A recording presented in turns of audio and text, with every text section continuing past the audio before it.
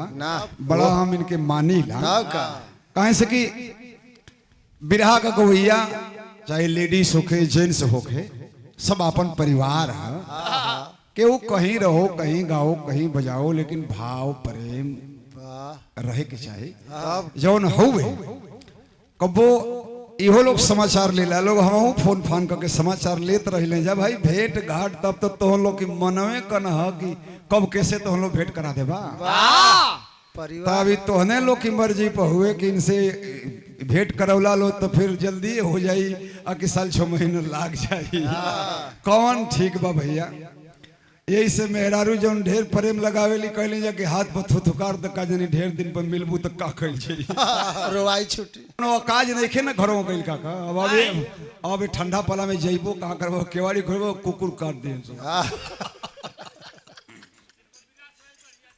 हाँ वो करुणे हम रोई वाला चाहते हैं हम बैठ के रोई अब एक दिन है इनके अनहारे उतार दे ली जा जिसे तो लोग ना जी भाई एक दिन से में बंद हो गई तो चल गई जा घरे उतार दे ली जा इनका नाम हुए बहादुर सिंह तब उतर ली जाता ही बल्कि चला इनके संगवा पहुंचा दे जा तो ही आज नहीं खोल लिया एक नाली बंदूक रख ले हम तो ये लेके आई हाँ लाइसेंस तो ये बल्कि ठीक बा तो गैला तो हमन के पीछे पीछे ही आगे आगे तोले एक आदमी अनगैया आदमी रहल आई खड़ा हो गई बंदूकिया लेके तो वो पूछता कि अरे भैया खड़ा काहे हो गई बंदूक ले ले हुआ तनिके मनी कन्हार बा तो आगे बढ़ जा हमनो कहीं जाके बढ़ा बढ़ा तो वो पूछे था कि हम चिन्हत ना है अनहार बात के हुआ तू तो कहत हो कि हमार नाम बहादुर सिंह है तो वो पूछे था कि बाप का नाम तो कहता शमशेर सिंह इनका नाम बहादुर सिंह बाप का नाम शमशेर सिंह तो कहत हो कि हई का कन्हैया बोले कहत हो कि एक नाली बंदूक है एक को न मिस होले धड़ धड़ फायर होले तो कहत हो कि अरे भैया तो बंदूक ले ले हुआ इतना भयंकर तोहर नाव हो तो अगवा काहे न बढ़त हो तो कहत हो कुकुर भौंकत अब बतावा ये नाव का कौन मतलब बा बहादुर सिंह शमशेर सिंह बंदूक संगवे बा अब पीला भोगता तो एकदम सन सन दे कर दे हाँ तोरी के अंत कली मर्दवा तो नहीं तू काहे न सल्फाज खा गल तो बाकी वो ना करे ना अच्छा एगो बिरहा तो हम लोग के सुना ले एक बाद होली होली गा दे जी तो हम लोग घरे होलिया सुन के गैला के बाद मन ताजा रहे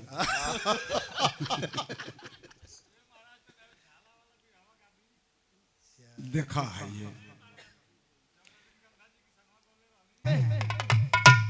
चला तने सुर दिलो मास्टर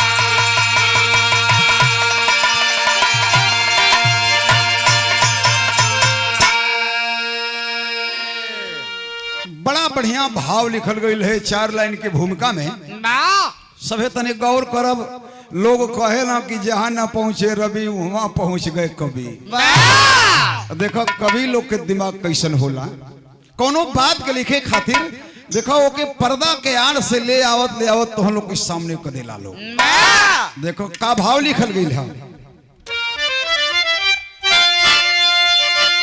फूल की चाहत लिए आदमी आजकल सींचता आ रहा स्नेह से निज चमन शोक संतान का सालता है सदा अपनी औलाद खातिर तरसता नयन मुंबई झोपड़पट्टी की है दास्तां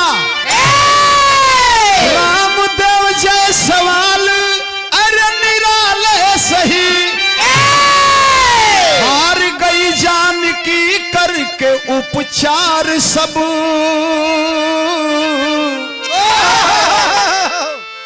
हो के लाचार एक दिन सजन से कही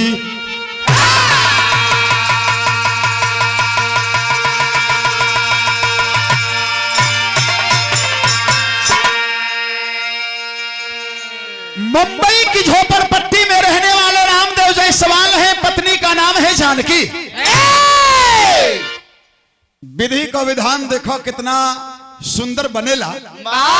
लोग कहेला कि भाभी बसे देश की ओरा, तो जहां जेकर विधान बनल रहेला वो जो पहुंच जाला।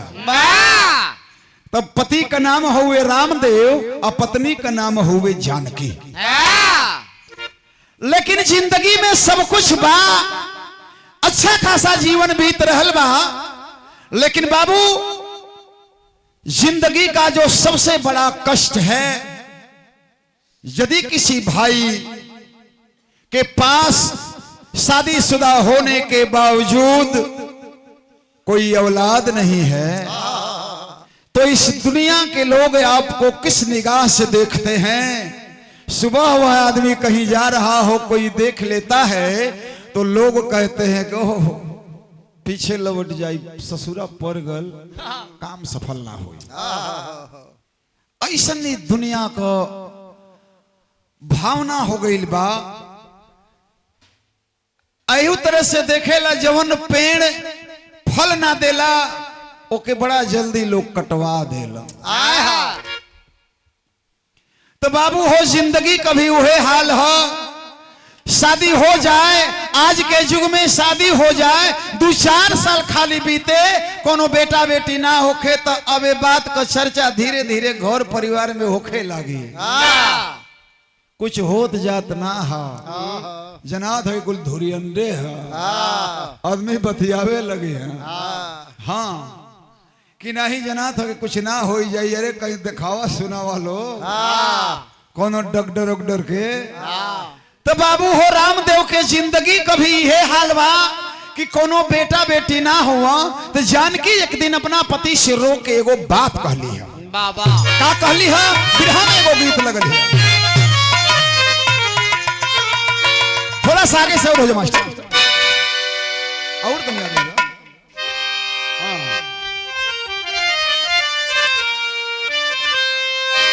उहे गीत है, बड़ा चर्चा के गीत रहल, जमाने में गवात रहल है। अरे छोड़ीदा हर चटकल के नौकरिया सुनाए साजना,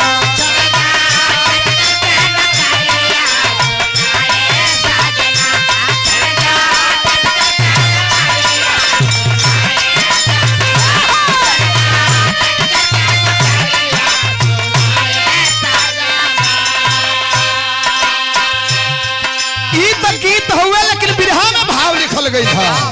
हमके अरे हमके कहे सब बझनिया स्वामी जी हमारे,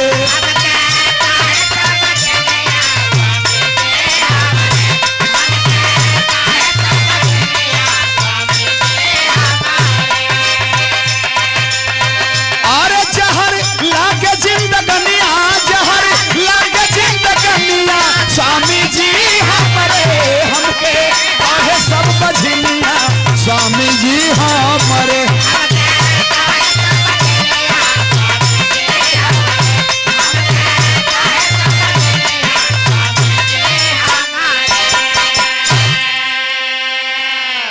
गांवपुर का ताना सुन के जानकी इतना दुखित है कि रामदेव शाम के अइला ना, पैर पकड़ के जानकी रोत है, सैया हो सैया, अब हमके जियल दुश्वार हो गई, अब हमार जिए के मन ना करता।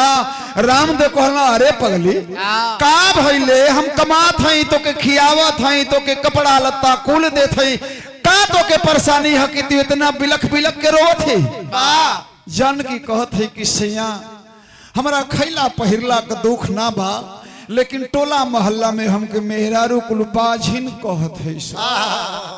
रामदेव जब सुनला तो दुख दे बात के उनहु के बा, लेकिन रामदेव सोचत हुआ कि हम यदि अभी हम तनिको इमोशनल होइब ना तो ढेर रोवे लागी। तो कहत हुआ कि बा पगली तू इतने बात खातिर मार तू पहाड़ बना ले हली रोवत गावत हई।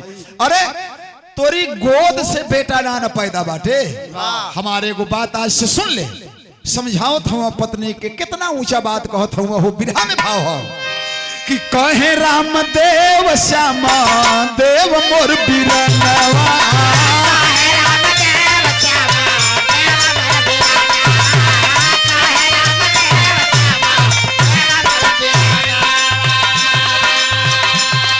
अरे उन्हीं के जनी है तू अपना ललनवा।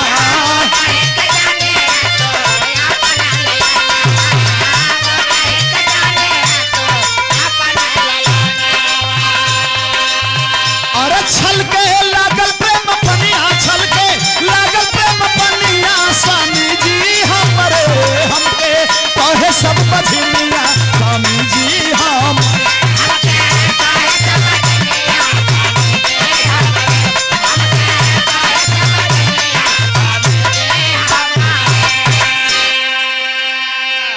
कहला कि पगली तू इतने बात खातिर रोवत हई तो रो मती।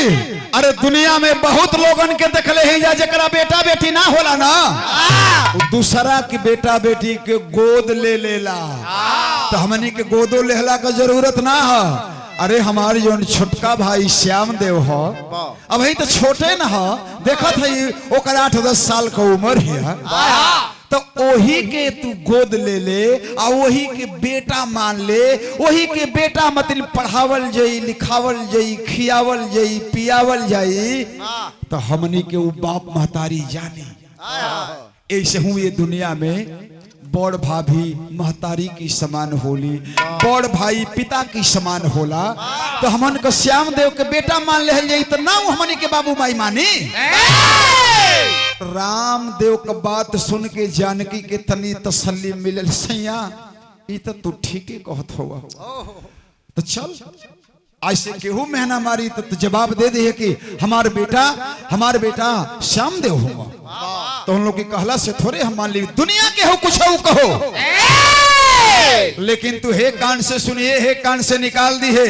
श्याम देव के बेटा मान ले जाई, ये हमनी की जिंदगी का प्रवस्ती कर दई, हमनी को बुढ़ाइल जाई ना तो हमनी को पार कर दई।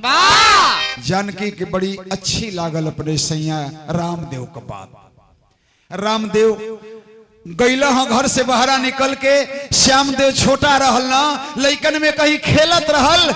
श्याम देव का बाई पकड़ के रामदेव के लिए इला कहता कि कहवा भैया कहवा ले जात हुआ, तो कहत हुआ कि चुप रह, चल तोर भौजी बुलावत है। पकड़ के हाथ लेके अला। श्याम देव छोटा बच्चा है अभी। श्याम देव जानकी के सामने खड़ा हुआ। श्याम देव को बहिया पकड़ के रामदेव अपनी जानकी के हथवा में देता हूँ, कहता हूँ कि ले आज से तू परमात्मा के साक्षी मान के बेटा मान ले। जानकी जब अपने देवर का हाथ अपने हाथ में रखली ना, बिरहा में एगो कारुणिक गीत लिखल गई है, फिल्म के गीत हुए हो।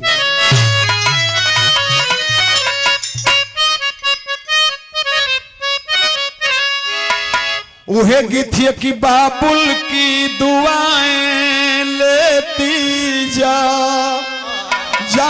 तुझको सुखी संसार मिले।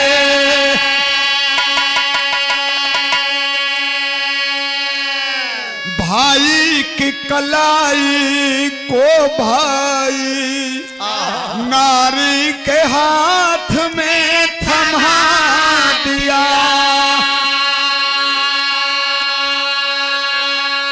माता बनकर सेवा करना वह प्रीत पुनीता जगा दिया।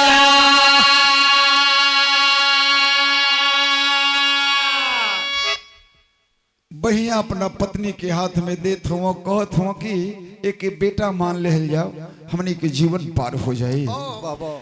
भैया या भौजी की बतिया के वो छोटका श्याम देव सुनता तो कहता कि भैया का कहत हुआ अब भौजी का कहत है, ओकरा का बुझात बाटे। लेकिन 10 साल के बाटे तो इतनो मन बूझ तना न बा। भैया को बतिया सुनत, भौजी को बतिया सुनत। वह श्याम देव छोटा बालक हर बोला भाई भौजाई से, जिस स्नेह सलिल से आपस चे अरे कभी मिला न बाबू माई, बचपन में मरे माँ बाप मेरे, तकदीर मुझे क्या दगा दिया।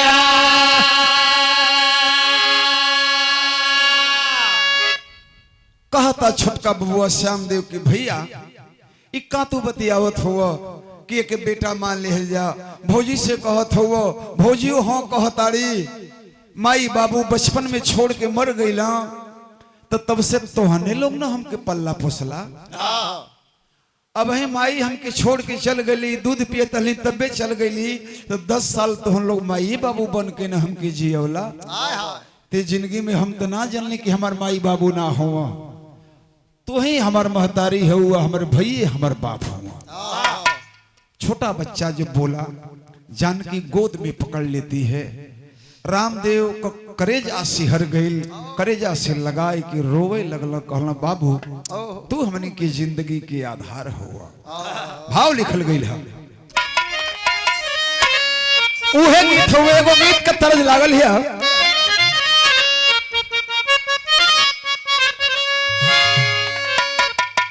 तनी और आगे से उहे गीत है कि अरे पिया परदेस गईले तार लागल टोपिया में,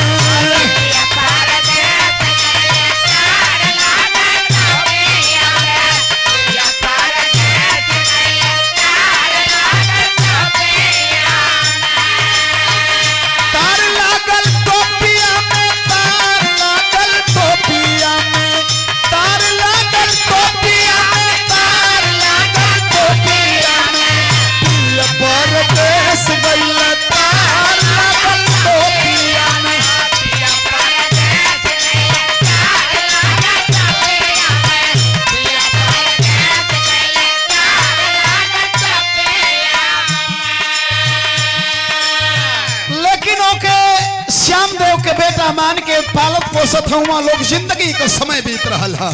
भाव लिखल गई विधना का लिखल लीलार हमारे भैया हो,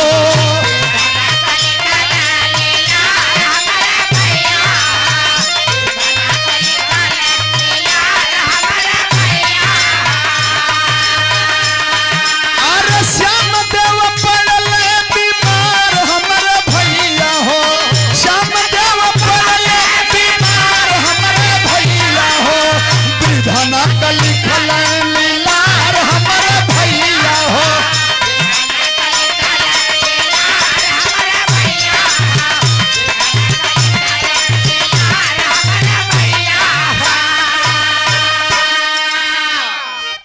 बाबू हो विधि के विधान के केहू जानेला केहू न जानेला, ओके परमात्मा जानेला कि हमरा तोहरा जिंदगी में कब का होखे वाला बा, एक संत महापुरुष लोग भी ना जान पौलो, तो हमन का तो इंसान ही जा, हमने का कहा जानल जाओ कि परमात्मा हमनी खातिर का लिखले बाना। यहाँ से चलल आदमी जात बाटे आ घरवा से बहरवा चौराहा पर जाता तो एक्सीडेंट हो जाता, खत्म हो जाता, तो सब विधि को विधान है, वही में हमन को सभी दुनिया अझुराई है। देखो बाबू जिंदगी का समय बीतत है, श्याम देव बीमार पड़ गई हुआ, श्याम देव जो बीमार पड़ल हुआ, बम्बा माई जौन बम्बई के हई वही बम्बा माई से जानकी मनौती मानत हई, सुई दवाई तो होत है लेकिन मनौती मानत है, मेहरारू बड़ा करुण हृदय को होली, कुल चीज होला लेकिन देवी देवता के तुरंते मनावे लगे है, हे फलाना बाबा चाहे हे फलाना माई हमार बबुआ नहीं खोजाई, हमार परिवार नहीं खोजाई, तो हम तो हर पूजा करब भइल का। तो देखा जानकी मनौती मानत है कि हे बम्बा माई हमरे बाबू के ठीक कर दो, हमरे देवर बबुआ के ठीक कर दो, तो से भीख मांगत हैं। इस संसार में हम बड़ा ताना महना सुन ले हैं, कबो तो से ही बात ना कहले तो हो सके संभव होई तो बम्बा माई हमरो पेट से हमरो गोद से कोनो बेटा बेटी एगो दे दे तो इस संसार में हम हो पंच बरोबर हो जाते। बम्बा माई से हृदय से मनौती मन लिहा, एकदम दिल द्रवित हो गई है। मनौती माने वक्त रोवत है या कहली बम्बा माई दुनिया को सुन ले हो हमरो सुन लिहा। तो फूलवा लगल भैली फलवा के आशा,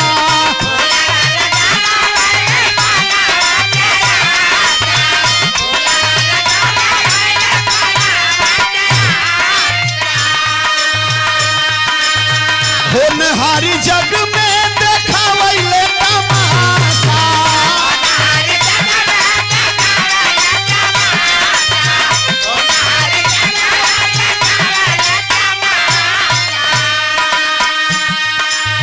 मनली जानकी देवी बम्बा माई से मनवती, अरे माई से मनवती। श्याम देव पड़ल बीमार हमारा भैया हो,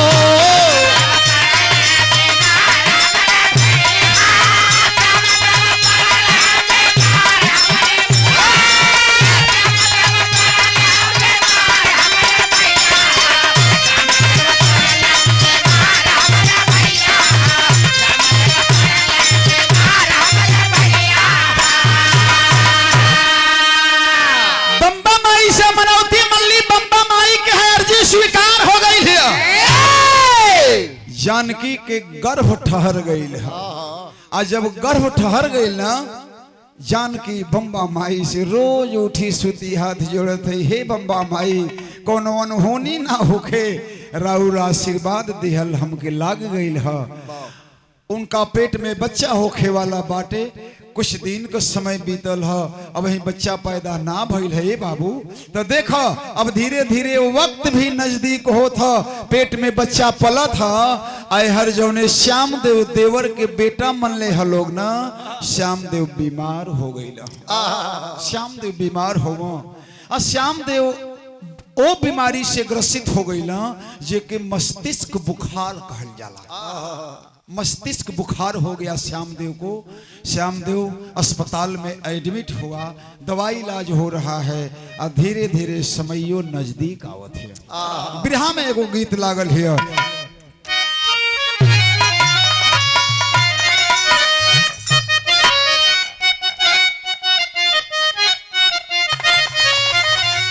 उहे गीत है कि सैया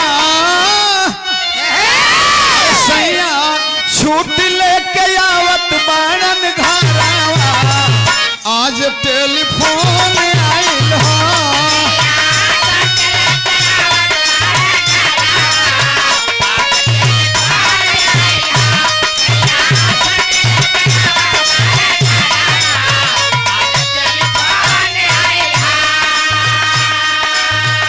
लेकिन कितनी बढ़िया बात हमारे कवि लिखत हुआ, देखा चंदा के लागल गरहना,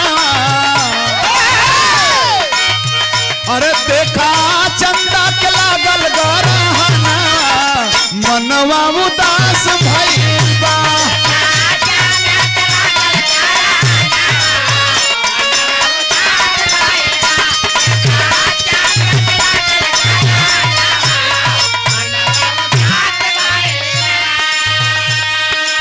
श्यामदेव मस्तिष्क ज्वर से लाचार हो,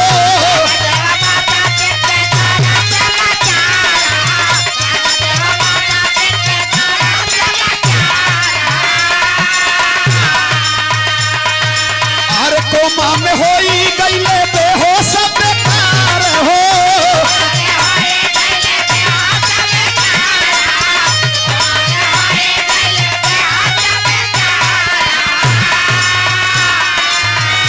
हवार जानकी के जाना मल्ला लाना, अरे हवार जानकी के जाना मल्ला लाना, मनवा उदास भइल बा।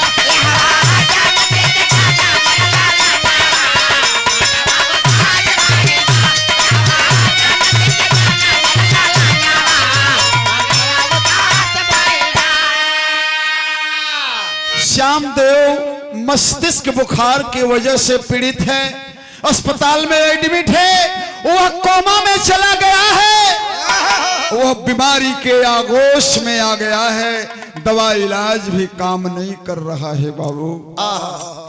कोमा में चला गया, बेहोशी हालत में हो गया और इधर जानकी का समय पूरा हुआ। बेटा मान के जे के पालत है वो तो कोमा में अस्पताल में हो गई है, और जानकी के गोद से बम्बा माई की कृपा से बेटा पैदा भइल है। बेटा जब जानकी को पैदा भइल, रामदेव जानकी खुश हुआ बेटा पाई के, लेकिन दुख ये बात कहा कि जे के बेटा मान के पालत रहने जाऊ अस्पताल में कोमा में हो गई है। रोतो हुआ लोग, एक और खुशी है एक और गम हुए बाबू। भैया हो जानकी सोचत है अस्पताल से अली, सोचा तारी की बम्बा माई से मनौती मनली की बम्बा माई हमारो गोदी में तू अब तोहरा आशीर्वाद से कुछ हो जाई नहीं तो तोहर दर्शन करब, अपनी बेटा चाहे बेटी के लेके तो बेटा दे देलू हे बम्बा माई, बड़ी बड़ी कृपा बा। तो बम्बा माई से कहत है कि अपनी बाबू के लेके राउर दर्शन करब। अब मनवा में सोचत है कि चलब तो वही बम्बा माई के यहाँ अपन मुड़ी पटक के अपने देवर बबुआ खातिर भी आशीर्वाद मांगब। तो रामदेव तो अपना भाई के लेके अस्पताल में हुआ, जानकी अपनी बबुआ के लेके बम्बा माई के ही जाती, बिरहा का विदेशिया लगल है।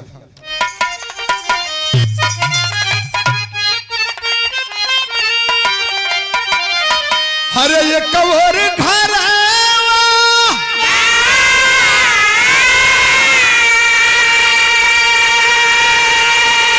हरे दुआरवा जरत बाटे कि एक और झूमी झूमी बरसे सावना।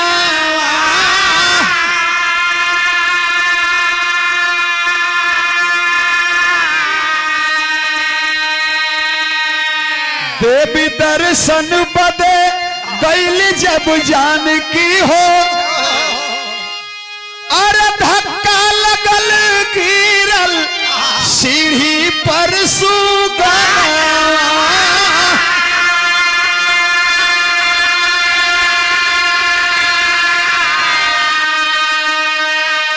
धाई उठाई बेकलाई अस्पताल गईली, काल बिकराल मारे हानि हानि बना।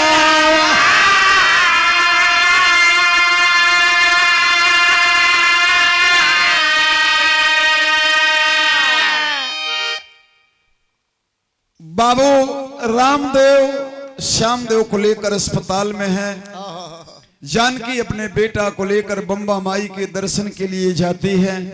सीढ़ियों से जाना होता है, ऊपर चढ़ाई है, दर्शन के लिए बाबू को लेकर के गोद में जा रही है।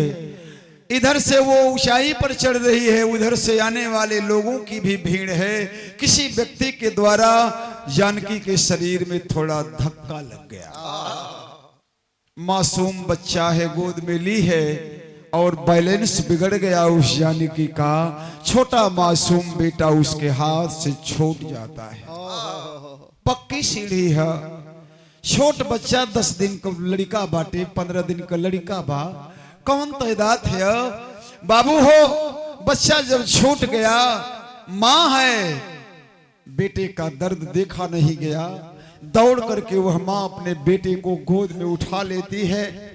सर फूट गया है, कई जगह से खून बह रहे हैं। अपने बाबू को अपने आंचल से सहला रही है, पोंछ रही है। सोचती है मेरा बाबू ऐसे ठीक नहीं होगा, अस्पताल इसे लेकर जाना पड़ेगा। तो मेरे पास तो पैसे भी नहीं हैं, मैं तो दर्शन के लिए 100-200 लेकर के आई थी। तो क्यों न हम उसी अस्पताल में चलें जहां हमारे देवर बबुआ को लेकर के हमारे पति एडमिट हैं। भैया हो भाई लगा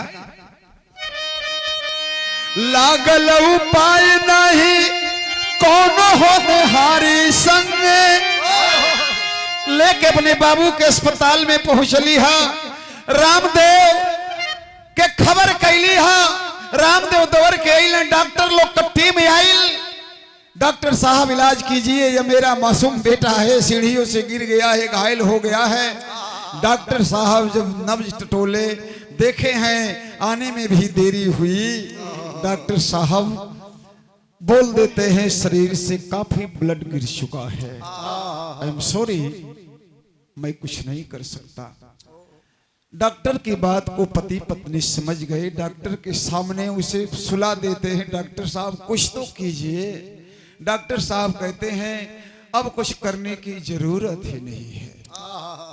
भाव लिखल गई हा, लागल उपाय नहीं कौन हो नहारी संगे, हर बेटा देवर दोनों भइले सपना।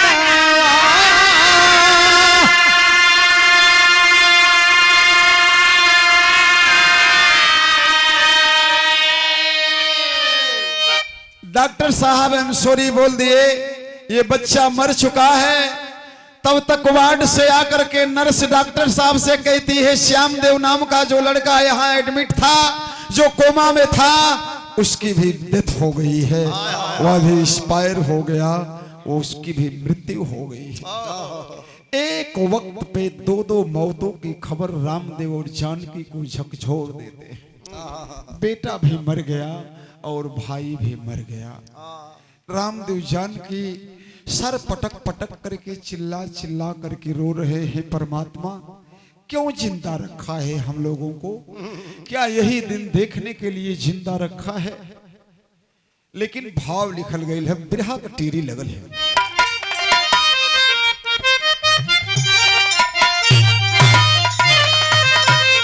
कहा था लो कि समैया क्यों बिगाड़े विधना, अरे बिन पतवार भंवर में ना जाइबे बस नैया, यार हो नैया, यार हो नैया।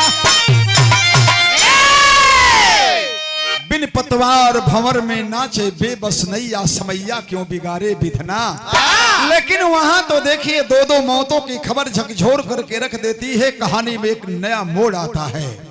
जिस व्यक्ति से लगा था धक्का शंकर अग्रवाल सही, अस्पताल में भी पहुंचे ले मानवता का ख्याल सही। हुआ द्रवित दिल दृश्य देखकर कसूर अपना कह न सके, पूर्ण पता लिख घर आए वो व्यथित वेदना सह न सके।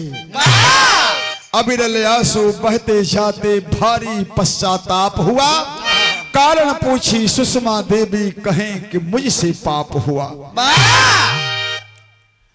यौनी आदमी से वो जानकी के धक्का लगा होकर बेटा मर गई। वो आदमी के नाम शंकर अग्रवाल रहल, कोनो जान के वो धक्का न मरल, बड़ा नेक दिल इंसान रहल हो।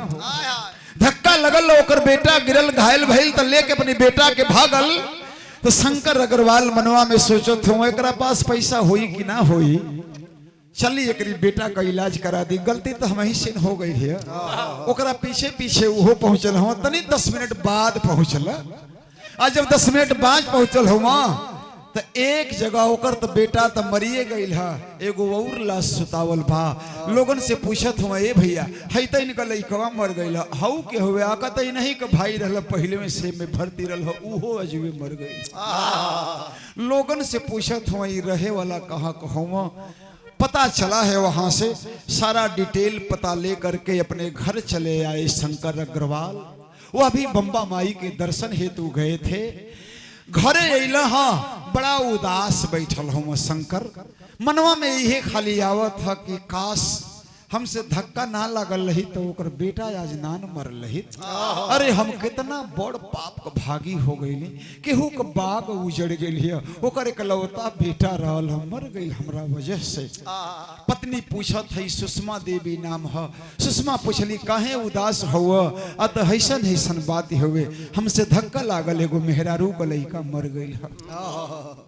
हमके केहू जान तो ना पावल, हमके केहू पकड़ तो ना पावल है, लेकिन हमार दिल हमेशा हमके कोसता कि काहे ऐसन तू गलती कर देला। शंकर का अग्रवाल रोला कि आगे अपना पत्नी की बात ना सुनथुआ। मेहरारू समझावत या कि सुनी मत रोई, एगो उपाय बाटे हमनी के पश्चाताप कर सकिले जा। कहता कि के तरी पश्चाताप कर जी उन्हनी के हमन को करोड़ों रुपया यदि दे देहल जाओ तो उन्हनी के बेटा मिल जाई ना मिली तो कहते हैं कि रुपया से ना बेटा के बदले बेटा दे देहल जाई तो ना पूरा हुई तो कहते हम के तरह बेटा देबू आ तो हम गर्भवती हैं और हमरा पेट से यदि बेटा बेटी कुछ पैदा हुई तो एक उनके दे देहल जाई तो ना पूरा हो जाई। शंकर जब अपना पत्नी की बात सुनला हाँ रोत हो कहत हो कि अरे पगली हम तो ना जानता नहीं कि तू हमहू से ढेर परमार्थी बाड़ी। बिरहा में एगो फिल्म के गीत है, बड़ी पुरानी गीत है। ये देखे सादर 100 रुपया परम आदरणीय माननीय श्रीमान मोहन पांडे जी, बड़ा सम्मान मिलता है आपसे, बहुत बहुत आपको नमन प्रणाम करते हैं। पूना में आप रहते हैं, बहुत सारे लोगों को आपने रोजी रोजगार दिया है, ये बधाई के पात्र हैं हमारे पांडे जी। बहुत बहुत आपको हम चरण स्पर्श करते हैं, प्रणाम करते हैं। सारे लोगों को हमारी तरफ से प्रणाम पहुंचे। कौन गीत है मास्टर?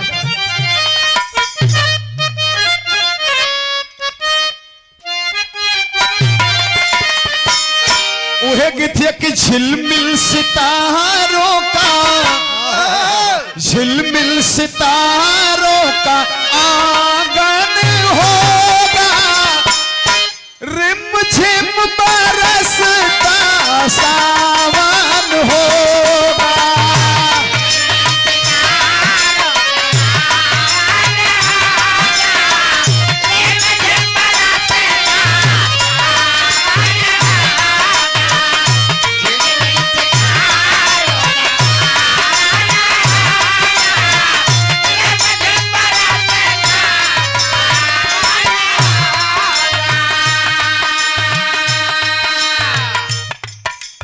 तो गीत है यही के भरत शर्मा एगो गीत गौले रहले यही पर, जहिया बलमुआ, जहिया बलमुआ घूंघटवा उठाई, अरे जहिया बलमुआ घूंघटवा उठाई, कोई नहीं रोकी जहिया हो जाई विदाई।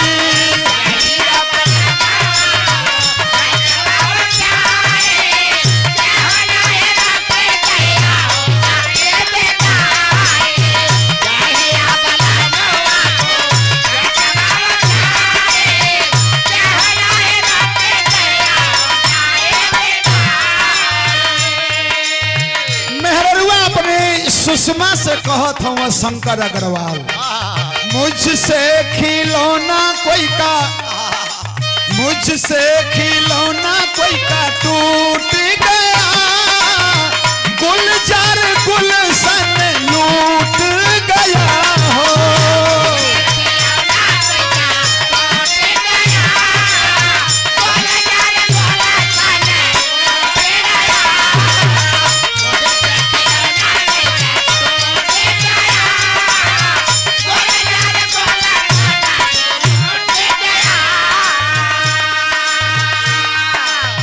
देवी का प्रसाद गणपति में लाल पाऊंगा, अरे बन के वसुदेव उसे गोकुल पहुंचाऊंगा।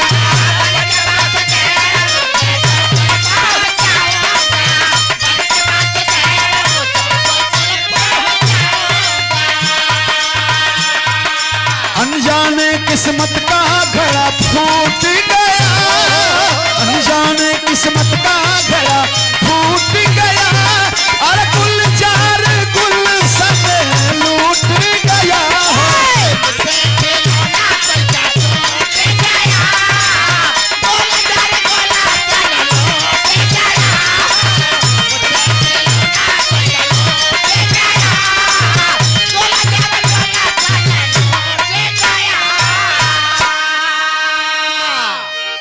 समय वक्त आइल, शंकर अग्रवाल की पत्नी सुषमा को बेटा पैदा भइल है। आज जब बेटा पैदा भइल, शंकर कहत हुआ कि अरे जवन वादा कैलू तवन पूरा करे के ना। पत्नी कहते हैं कि बिल्कुल सैया, तोहरा वजह से केहू का बाग उजर गई है, तो पश्चाताप ये हमनी के बाटे कि अपन बेटा उनके ले जाके दे दे जाओ। शंकर अग्रवाल वसुदेव बन के अपने बेटा के कान्ही पर उठौला। पीछे पीछे सुषमा भी जात है कि सैया चल तोहरा संगे हमहू चलब, हमहू वो लोग के हाथ पैर पकड़ब, क्षमा मांगब, दोनों पति पत्नी अपन बेटा हमन के दे देहल जाई। पति पत्नी पहुंचल हुआ, दोनों जब पहुंचल हुआ तो बाबू हो रामदेव जानकी का घर पता पूछत पूछत दोनों जाने पहुंच गई। बिरहा का पहपट लगल है, भाव लिखल गई।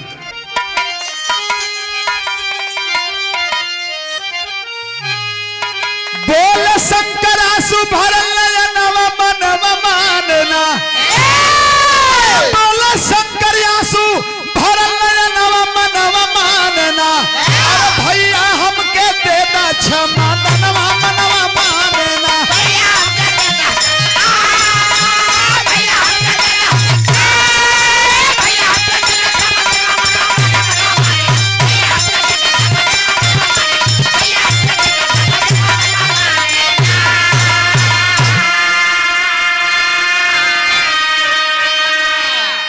कि कहीं मिले न चैन हमें दुनिया में पापी भारी हो, हमसे धक्का लगल आपके उजड़ गई फुलवारी हो। कथवा शंकर या सुषमा दोनों जाने जाके रामदेव जानकी का पैर पकड़त हुआ। रामदेव तो चिन्हते न हुआ कि लोग के हुआ। समय कुछ दिन बीत गई है तो पूछत हुआ रामदेव के, अरे भैया तू के हुआ हमार गोड़ धरत हुआ है? मेहरारू तोहर के कैसन है हमारी मेहरारू को गोड़ धरत दिया। शंकर अग्रवाल कहला भैया हमके क्षमा कर देव तब अपन पता बताई। कहता कि अरे भैया मत गोड़ धरा। बोला का कहता तू कोनो गलती कैले हुई क्षमे बा, तू इतना गोड़ धरता रहा। शंकर अग्रवाल कहला कि भैया जौन सीढ़िया पर धक्का लागल रहल तो हर बेटौआ मर गई रहल, हम उहे बदनसीब आदमी है। हम ही से धक्का लागल आ तोहर लड़का गिर के अस्पताल में जाके मर गई। शंकर अग्रवाल जब इतनी सुनल कि हमारी लड़का का कातिल है, अरे शंकर अग्रवाल के देख के रामदेव कहत हो कि तू हमारी लड़का के मारे वाला हुआ, तू ही धक्का मरला तो हमार बेटा मर गए। शंकर कहत हो कि हाँ भैया लेकिन हम पश्चाताप करे आयल हैं। है गोदिया में हमारे मेहरुआ के जवन लइकवा देखत हो ना, हमारे मेहरारू का बेटा पैदा भइल है। ई तोहरी बेटा की बदला में अपन बेटा तो के देवे खातिर हमन का आयल हैं। जा इनकार मत करी है भैया, हमारी बेटा के स्वीकार कली है।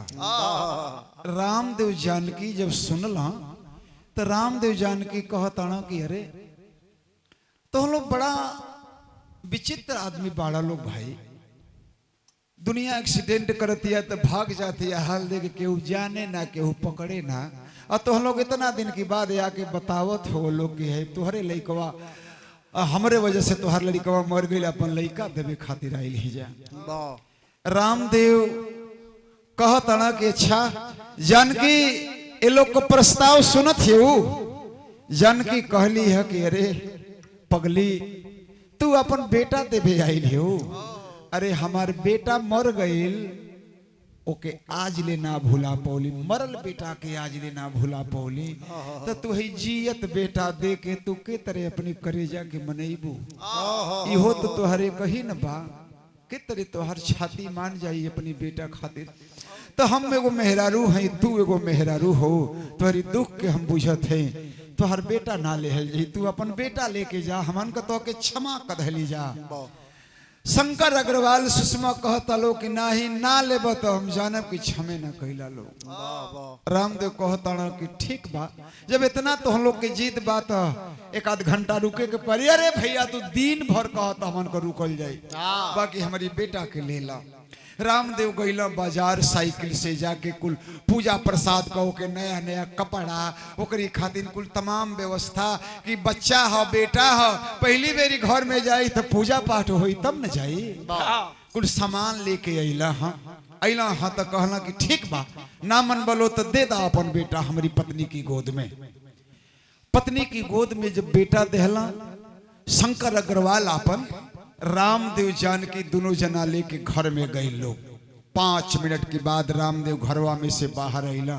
रामदेव गईला तो बिल्कुल सामान्य स्थिति में उनका शरीर रहल, लेकिन घरवा में से जब लौटला रामदेव तो रामदेव के ऊपर जनाता कि जैसे कोनो काल सवार हो गई लोग।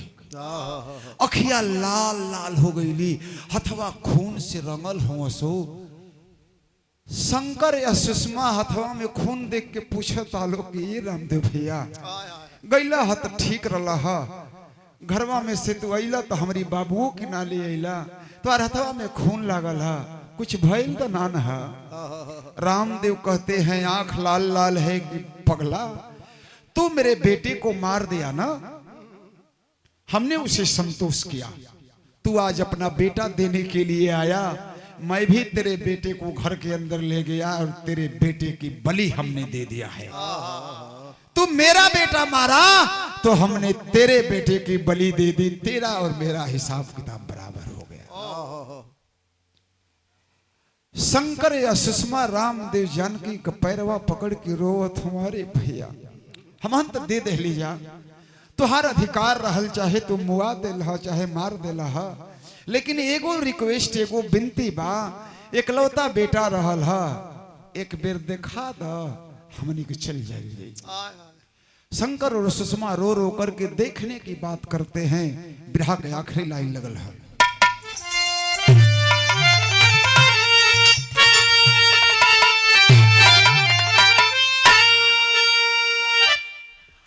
कहला कि कैसे अलर फूला पर चलवला छुड़िया, हमारी लाल का सूरतिया देखा दा मुड़िया।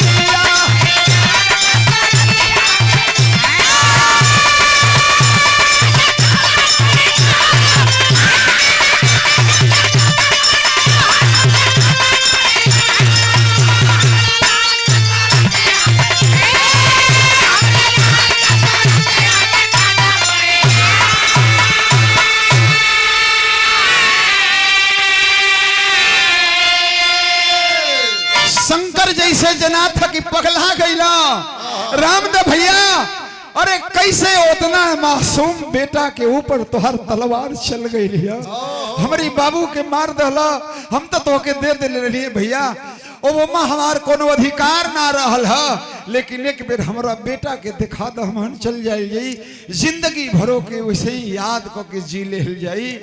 रामदेव देखला कि अभी दोनों छच्छा पाती रोवत हुआ, पैर पकड़त हुआ कि एक बेर दिखा दा। रामदेव बहरवा से आवाज देते हुआ जानकी शंकर के बेटा के लिए आवो।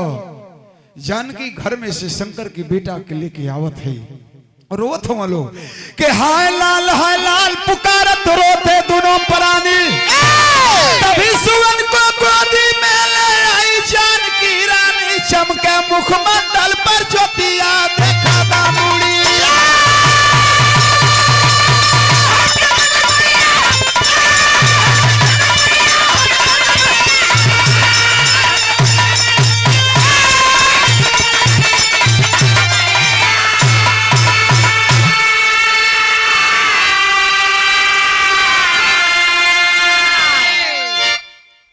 जानकी उनकी बेटा के गोदी में लेके आवत है, घर में हार बाटे, नया नया कपड़ा पहन ले बा, मासूम बच्चा हो, और से हंसत मुस्कियात खेलत आवत था। रामदेव देखला कि हमार बेटा जानकी की गोद में खेला था, दौड़ के जाके मार चूमत चाटत हुआ।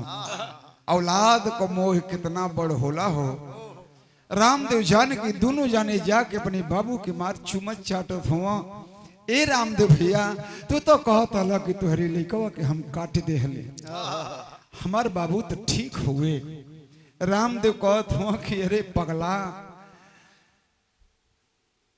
इतना निर्दयी हम थोड़े बाणे, हम हूँ इंसान हैं, जैसे तुहार औलाद हमके दे दे हला तो वो हमार औलाद हो गई है, तो हम कटली है तोहरी बेटा के नाते। ये रामदेव भैया हई खूनवा कुल कैसे लागल है बाबा, रामदेव कहत हुआ कि तोहके बेटा का दर्द महसूस करावे खातिर इ नाटक कैले हैं।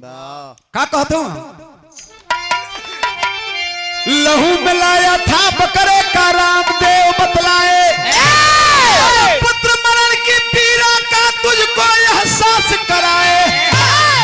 कहत हुआ कि हम खुनवा जब लागल ना चीक के यहाँ गईली हाँ तो करी के से बकरा को खून लिए बोतल में झोरवा में धो के लिए हाँ। तू खुनवा ना देखले रहता तो हम कहती कि तोहरी बेटा के मार देली तो तू विश्वास न करता। तो हम बकरा का खून ले आई ले ली हाँ आ तो के एहसास करावे खातिर कि एगो बेटा का दर्द का होला। अरे जैसे आज तो हम लोग तड़पत रहा 10 मिनट ना वैसे ही आज ले हमहन के तड़पत ही जा। ओके जब याद करी ना जाना तो हमनी को करे जा शहर जाला कि हमनी की जिंदगी में ही बाबू रही तो हमनियों को बड़ा खुशहाल रहती जा। रामदेव जानकी गोद में लिए हुए हैं बच्चे को। शंकर और सुषमा देख करके प्रसन्नचित हो गए कि रामदेव भैया मेरे बेटे का ध्यान रखना, हम दोनों पति पत्नी जा रहे हैं, आज के बाद हम लोग कभी यहाँ नहीं आएंगे कि ये हमारा बेटा है। रामदेव कहत हो अरे पगला इतना हो जाके कहाँ जात हुआ? अरे अब ले तुहरी पास रहल तो तोहार लड़का रहल ना तो तोहरो लड़का है या हमारी लगी आ गई तो हमरो लड़का है तो दूसर न तोहरे बेटा बेटी बा आ न दूसर हमरे बेटा बेटी बाटे। तो कहे ना हमान का चारों जाना है कि अपन बेटा मां ले जा। एक आदमी की लगी रही तो एक ही आदमी को न संपत्ति ले थी तो हमान चारों आदमी कई दुगो एक महतारी रही हमान को दोनों जाना एक बाप रह जाए। इतना बड़ा त्याग देखे दोनों लोग वहां इस बात से राजी होते हैं बाबू। और चारों लोगों के बीच में वही एक संतान रहा जिस संतान को देख करके अपनी जिंदगी लोग बिता रहे हैं। आखिरी लाइन गुरु बिहारी गुरु गए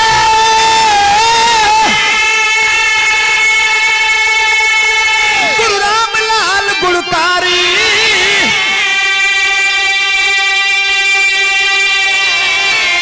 स्वर्ग बसा चंद्रिका कवि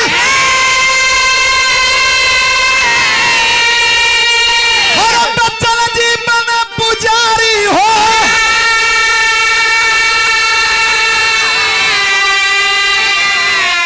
समैया क्यों